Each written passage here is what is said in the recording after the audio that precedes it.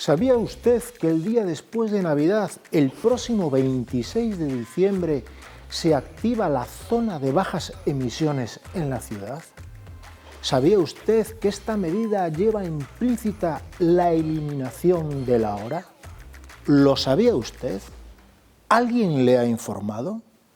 Las preguntas que usted se hace cada mañana también nos las hacemos aquí. Las respuestas en 15 segundos arrancan portada.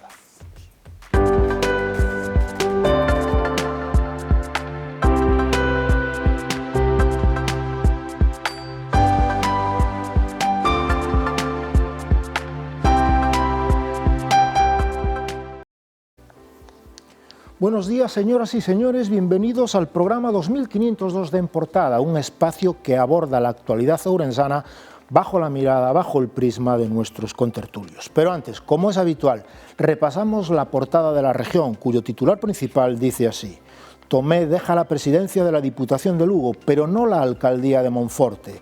El dirigente lucense se da de baja en el PSOE tras las denuncias de acoso sexual de las que se declara inocente, pero deja abierta la crisis en el socialismo gallego, cuyo líder, Besteiro, guarda silencio. Recordemos que Tomé ha recibido 6 denuncias por acoso sexual enviadas a través del canal interno del PSOE. Otra noticia coincide con nuestro primer tema de debate y señala que la ciudad se prepara a ciegas para la activación de la zona de bajas emisiones dentro de solo 2 semanas. El diario refleja también que el campo de Ocouto tendrá 10.000 plazas el próximo jueves para recibir al Athletic de Bilbao. La foto del día es para los 13 deportistas y equipos reconocidos por su esfuerzo en la 24 edición de la Gala Más Deporte de la región. Para analizar estos y otros asuntos contamos hoy co voceiro do BNG no Concello de Ourense, Luís Seara. Benvido, Luís. Hola, moi bo día. Tamén contamos co responsable de Cáritas en Ourense, José Ángel Feijó Mirón. Benvido, José Ángel. Bo día. E tamén contamos con nosa compañeira, a xornalista Laura Vázquez. Benvida, Laura. Hola, que tal? Sin máis demora, arrancamos con el primer tema del día. El viernes 26 de diciembre, la ciudad de Ourense activa la zona de bajas emisiones que expulsa del corazón de la misma a los coches más contaminantes, gasolina anteriores al 2000 y diésel anteriores al año 2006. La medida, que estará en fase informativa 6 meses, lleva aparejada la eliminación de la hora en una urbe donde aparcar se está convirtiendo en misión imposible. Todo ello en una ciudad con un servicio de bus urbano en precario y sin una red metropolitana que facilite dejar el coche en casa y subirse a un transporte eficiente, económico y sostenible. Al revés, desde el pasado 20 de noviembre nos encontramos con un enjambre de 7 radares que cercan la ciudad y multan a diestro y siniestro. Este es el panorama, Luis.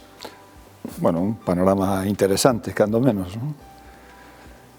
Bueno, con referencia e respecto da zona de baixas emisións, eu creo que o obxectivo é un obxectivo plausible, todo aquilo que contribúa a minorar a contaminación nas cidades, desde logo, insisto, un obxectivo plausible, pero eu teño a sensación de que detrás da delimitación da zona de baixas emisións están as presións do lobby do automobilismo, porque, ao final, nós, e eu concretamente defendo que as zonas de baixas emisións non poden estar delimitadas en función do tipo de vehículo que poda acceder a esa zona, porque ao final eso acaba perxudicando as persoas que teñen as rentas máis baixas, que son as que non se poden comprar un coche eléctrico, que é moito máis caro que un coche de combustión, ou un coche híbrido, que tamén é máis caro, senón na reducción drástica do número de vehículos que teñen que acceder ao interior da cidade. E iso pasa por implementar medidas que neste Concello non se están implementando. Aparcamentos disuasorios á entrada da cidade, un transporte público eficaz e eficiente. Eu creo que a modificación das liñas o que se conseguiu foi justamente o contrario, crear problemas estructurais na mobilidade en Ourense onde antes non existía. Bueno, unha serie de medidas que, insisto, favorezan que entren menos vehículos. Eu creo que ese ten que ser o obxectivo fundamental e o obxectivo prioritario.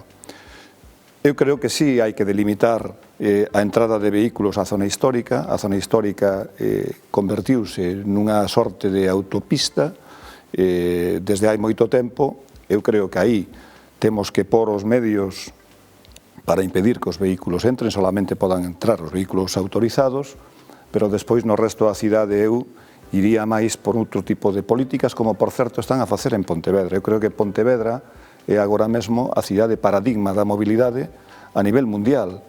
Bueno, pois a Dirección Xeral de Tráfico fixe unha excepción con Pontevedra, de tal maneira que a delimitación, o que eu defendo é que a zona de baixas emisións sexa por concepto toda a cidade, na medida en que se reduza drásticamente o número de vehículos, porque cantos menos vehículos dentro da cidade, menos contaminación acústica e menos contaminación atmosférica. Esa ou debería de ser o obxectivo polo que debería estar traballando o Concello. José Ángel. Yo veo la enorme complicación de compaginar el tráfico con los peatones y luego cada uno al final en muchos casos busca su propia comodidad, ¿no? Entonces eso nos encontramos con muchos problemas. Yo estoy de acuerdo también que evidentemente las ciudades son para los ciudadanos y para que las disfruten y para que puedan pasear por ellas con comodidad, ¿no? Y ahora mismo todo el tema de mantener el ecosistema limpio pues nos preocupa mucho, entonces creo que hay que dar pasos hacia eso. Los modos concretos, nunca va a llover a gusto de todos, esto funciona así. Luis citaba el caso de Pontevedra. El problema de los parques en Pontevedra es que de repente algún día por la tarde no tienes dónde dejar el coche y entonces ya tienes que quedarte allá fuera de la ría, lo cual es bastante complejo, pero se ha hecho bien. Hay muchas cosas que están bien, pero si pensamos en cualquier ciudad nos vamos a encontrar con eso. Entonces, bueno, pues habrá que ir dando pasos y ir encontrando un poco la solución. En nuestra ciudad además hay una parte del casco histórico como muy delimitada, que es muy clara, que es el entorno de la catedral hasta el Posío, y luego hay otra parte del casco histórico que es de la catedral, digamos, hacia el Parque San Lázaro, donde ahí ya hay mucha más vivienda moderna, hay mucha más gente que vive ahí, ¿no? Entonces es un poco más complejo. A mí, de todos modos, la zona de bajas emisiones me parece pequeña, pero claro, ampliarla más, a ver hasta dónde. Por ejemplo, todo el barrio del Puente no pertenece a la ciudad, no hay bajas emisiones, no lo sé, ¿no? Entonces yo realmente veo una situación compleja. Creo que hay que ir dando pasos hacia adelante, a ver cómo, pues a veces será ensayo-error, ir ampliando poco a poco, ir teniendo un sistema de transporte urbano mucho más eficiente.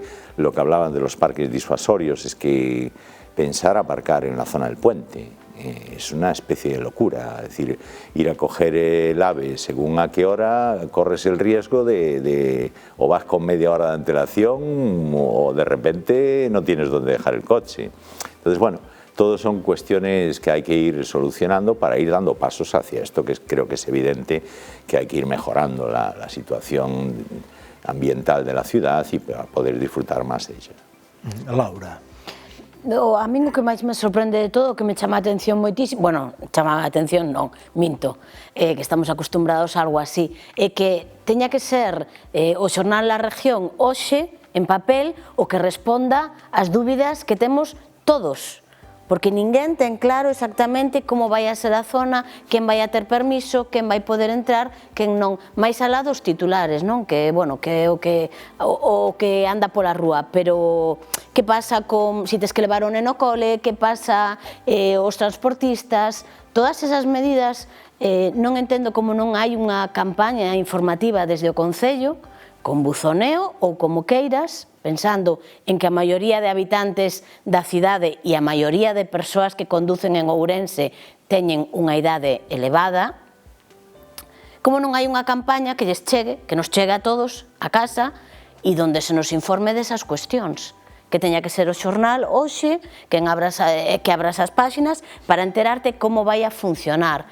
E outro detalle que quería engadir é, ti decías que faltan aparcamentos. Eu digoche que en algunhas zonas da cidade sobran, como por exemplo no Casco Vello, na zona da que falaba Ángel, na zona sur, vouche dar 3 prazas, a Praza da Ferrería, a Praza de Sacoiarce e a Praza Manuel Sueiro. Son aparcamentos, non pasa nada, inda que ali aparquen os coches. Con total liberdade, non hai que pagar hora, non pasa a policía local a multar e calquera día, a calquera hora, está cheo de coches. O do alcalde tamén. Bueno, o do alcalde está un pouco máis arriba. Sí, eu, se me permites, quería abundar nesta cuestión, porque me parece relevante. Hai un tema do que non se está falando, e é o transporte metropolitano tan demandado desde hai xa séculos, non, pero lustros, non? Na medida en que poder conectar ou interconectar a xente da periferia da cidade de Ourense, dos concellos da periferia, o feito de poder desplazarse a Ourense a facer unha simple xestión e non ter que depender de vir no seu vehículo privado, pois tamén contribúe en gran medida a minorar o número de vehículos que entran na cidade, e iso ten tamén un efecto positivo na medida no que eu falaba de unha zona de baixas emisións toda a cidade, non pola exclusión do tipo de vehículo. E eu creo que hai unha cuestión que agora tampouco mellor se lle está dando moita relevancia, xa veremos o alcance que ten e as consecuencias que acaba provocando, que é a supresión das prazas da hora. Outra cousa ben distinta é que se faga un análise de se a hora é mellorable ou non é mellorable. Seguramente é mellorable, non?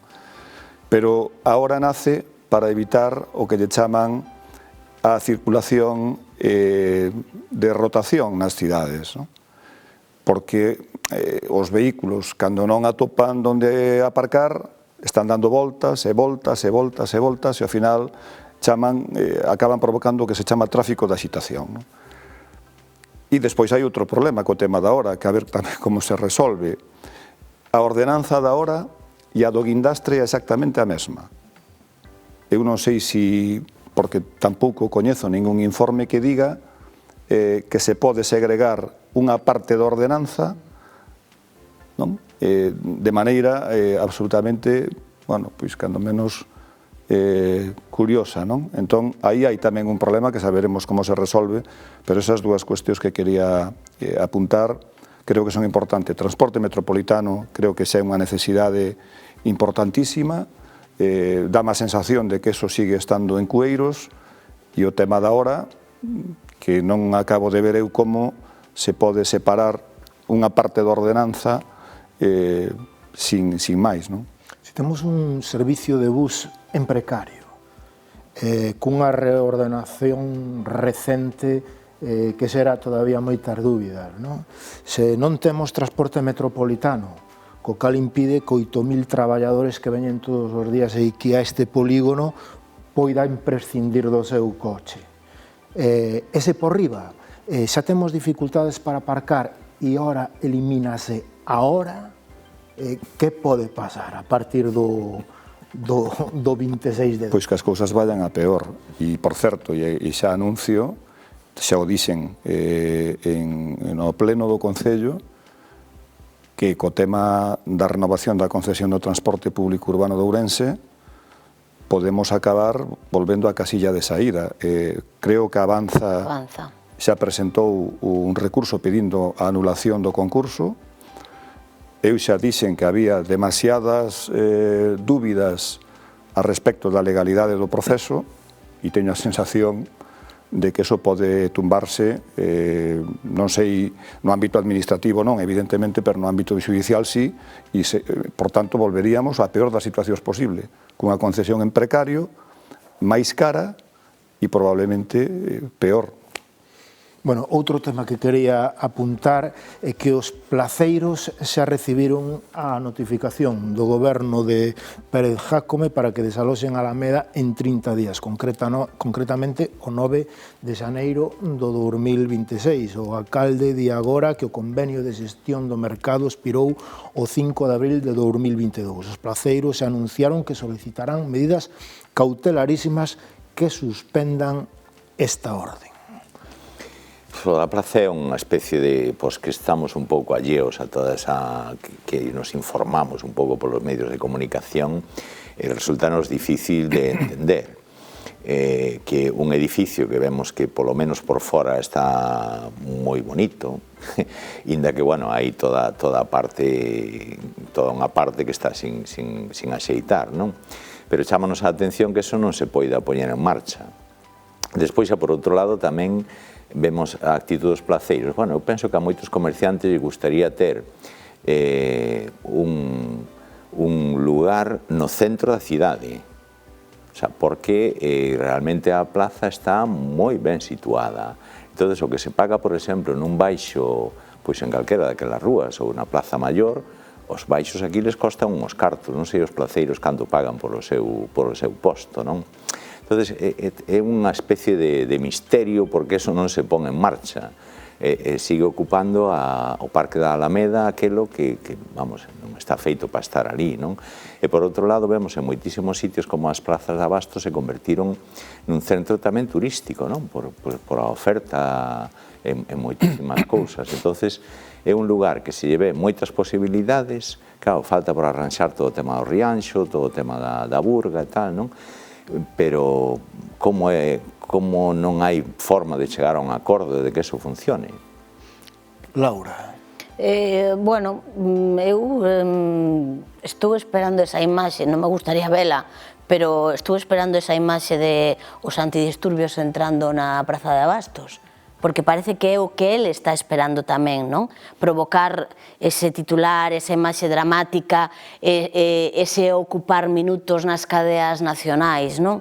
É algo surrealista, e o que boto moito de menos nesta situación é que os praceiros é certo que están recibindo apoio de outros praceiros, de outros comerciantes, mesmo dos usuarios, dos clientes, da xente, da cidadanía, pero todavía non escoitei o sector da hostelería falar. E sempre presumen de ser os que máis consumen produto de proximidade, non? O produto de proximidade en Ourense está na Praza de Abastos.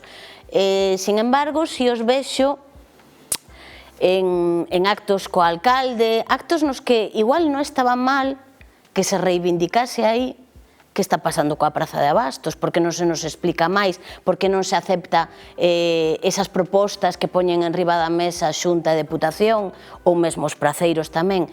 Non sei se hai unha parte de... Supoño que as dúas partes levarán algo de razón, pero non creo que sea necesario levar a ese momento dramático que eu decía. Entendo que non entrarán os antidisturbios, non están para eso na praza, pero entendo que non hai que chegar a ese tipo de confrontación. É certo que perdimos un parque emblemático da cidade como é a Alameda, non? Pero e que vas a facer? Os antidisturbios poderían investigar en que se invertiron 5 millóns de euros na Praza de Abastos cando suponse que aínda faltan 2 millóns para rematar a obra, e estando Jácome e Acciona polo medio, hai cousiñas que, en fin... Imagino que algún día saberemos polo miúdo que o que pasou aí e por que houve que devolver máis de 3 millóns de euros, por exemplo. Os parceiros non son responsables de que a obra se eternice, non? Por certo, un proxecto que efectivamente nace coxo, porque o único que se fai é rehabilitar un edificio, moi ben, por certo, eu estiven e quedou fermoso, pero é un edificio que non se pode utilizar. Fai falta definir como se fai por dentro para que os praceiros e as praceiras se podan ir canto antes. E eu aseguro-lle ás persoas que nos están vendo que eles son os primeiros interesados en marcharse canto antes, porque saben que as prazas, como decía o contertulio, son un reclamo turístico de primeira magnitude, e eu estou convencido de que lles vai a ir fantásticamente ben no novo emprazamento.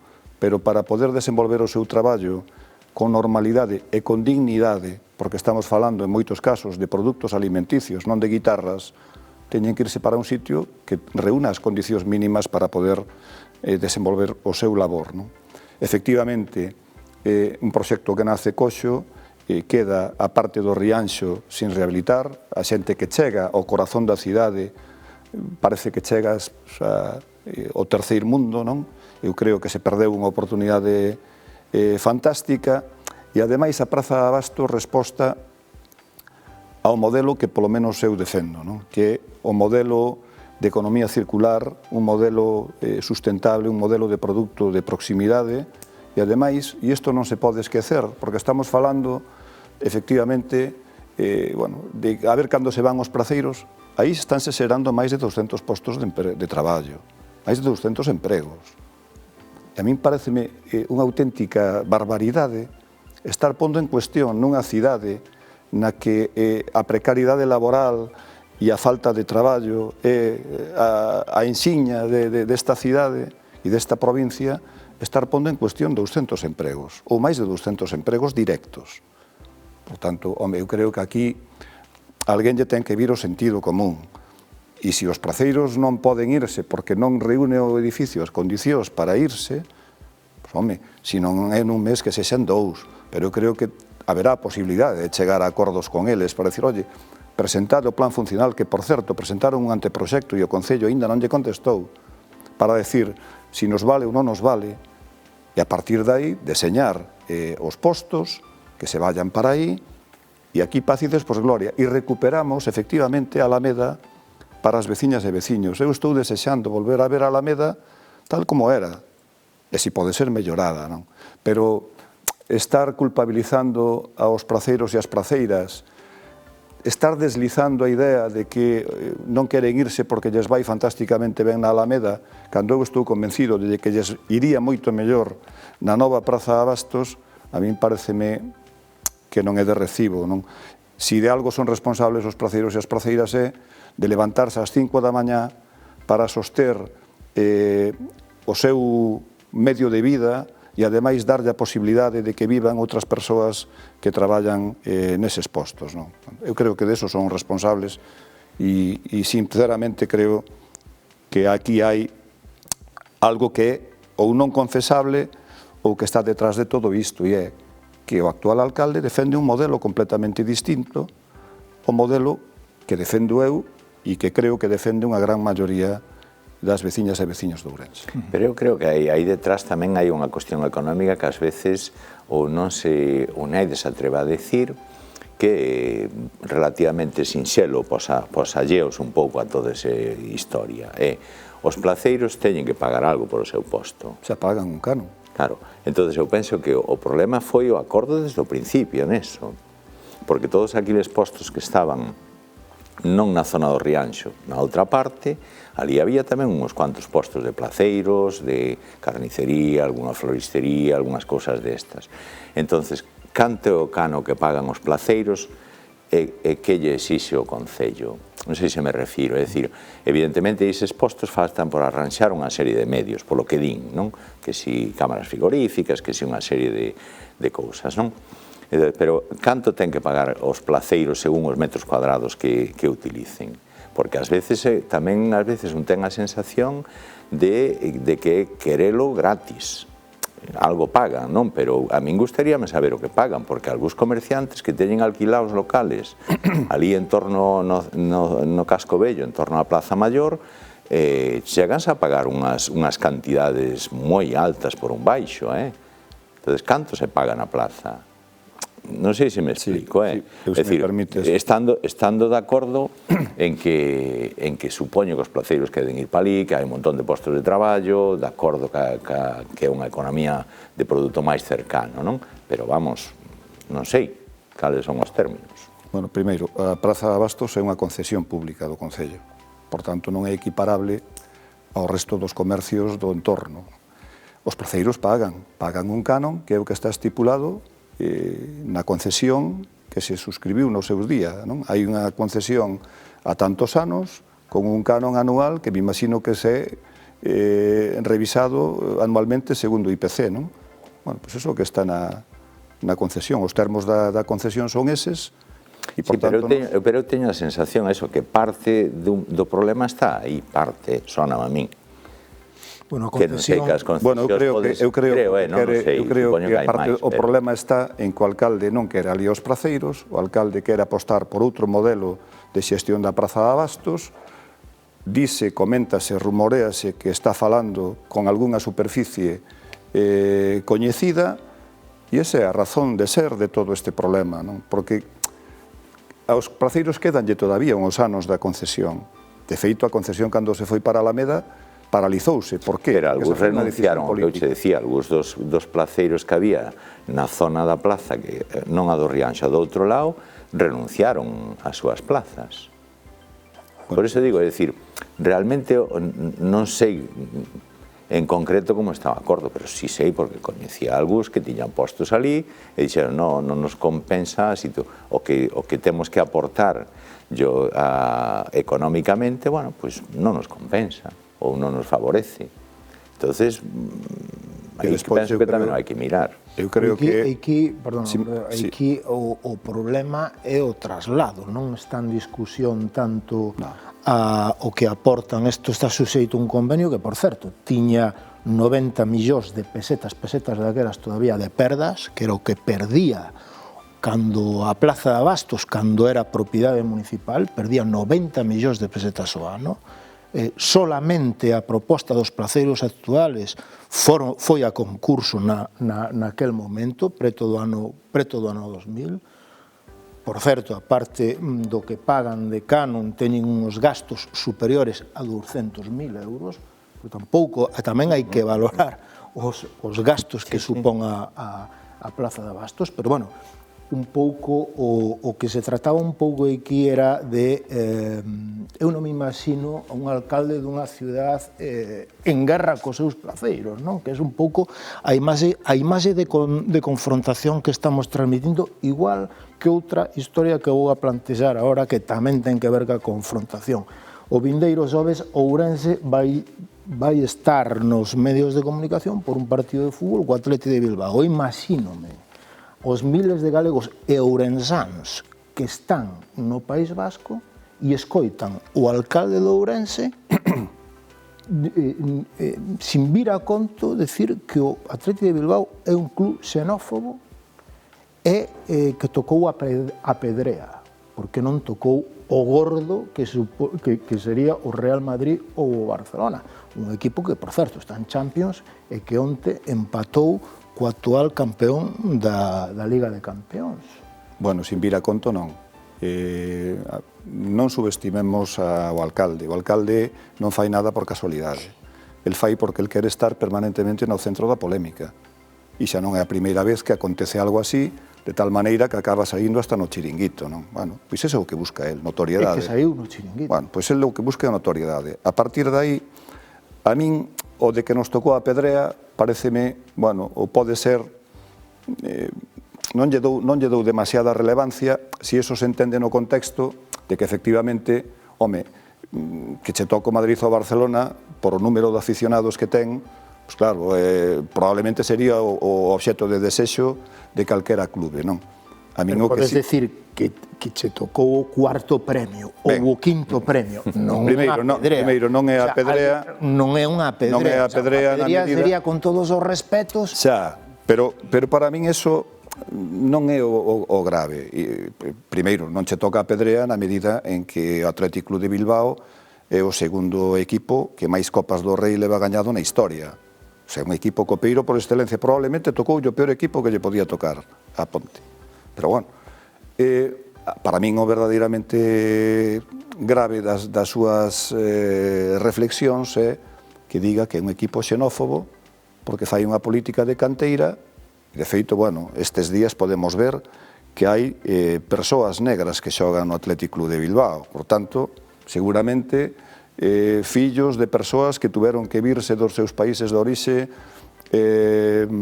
buscándose a vida e evitando a morte, non? Que gracias precisamente a un sacerdote vasco a familia dos irmáns Williams tiraron para diante en Bilbao, ademais. Cada vez que sai Ourense e Gonzalo Pérez Jácome na mesma frase prepárate para pasar significa polémica a todos os niveis e ao final hasta facían un programa na televisión que era El Salvaje Ourense, bueno, como se aquí foramos unha sorte de bárbaros, non?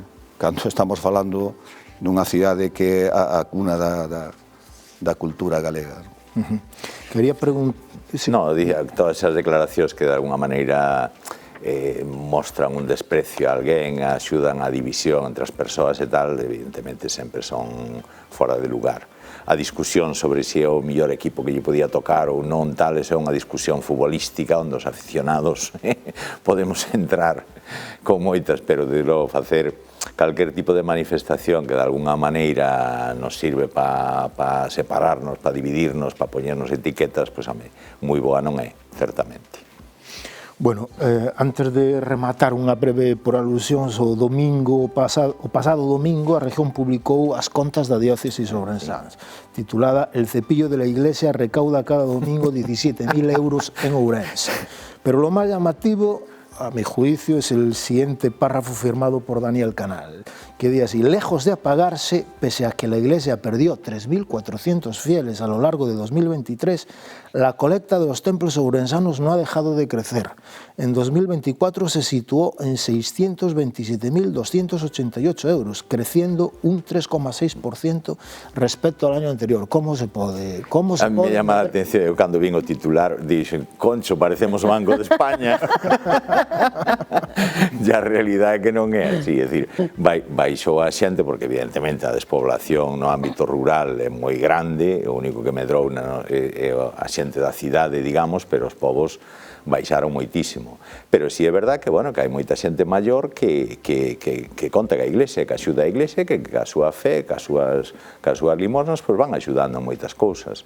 Entonces, pero realmente baixaron os fiéis, sí, porque baixou a poboación. Basta darse unha volta por o ámbito rural e moitísimas parroquias están casi deshabitadas, que é un dos enormes problemas que temos, porque o patrimonio artístico religioso é grandísimo na nosa provincia e mantelo vai ser difícil.